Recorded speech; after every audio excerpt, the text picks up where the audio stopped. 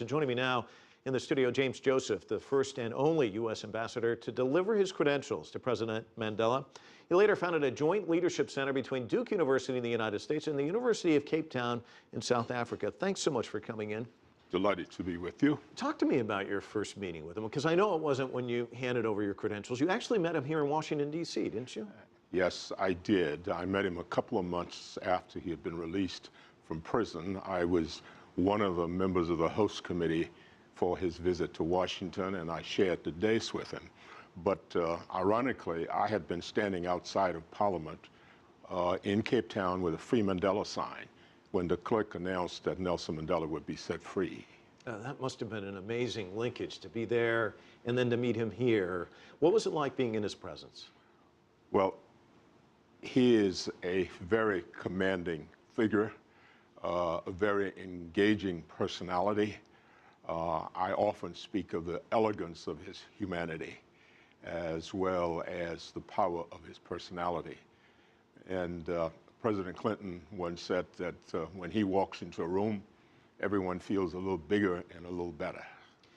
Let's talk about walking into another kind of room, because you went to Robben Island with him, a place where he spent literally decades in a cell. To go back there with him, what was that like? Well, it was an awesome experience, and one that I will long remember. I not only went there with him, but I stood in the cell with him, and he talked to us about the potential of the human spirit and wanted us to remember that experience of Robben Island, not so much as a tragedy or even a traumatic event, but as a demonstration of the potential of the human spirit. I spoke to a man today who's from Ethiopia who said, just think of that man, all those years we were robbed of him, but in many ways, those years shaped who he became. Don't you agree? Yes, yes. The narrative, the life story of Nelson Mandela was an evolving story. The man who we first met when he was leading the violent struggle was a very different man when he came out.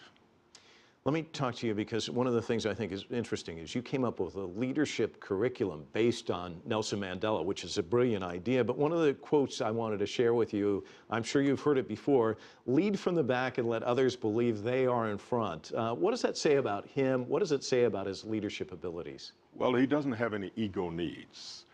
His emphasis is on getting the job done. And that's why he was a transformational leader who called people to a higher purpose, and he sought to appeal to their better nature.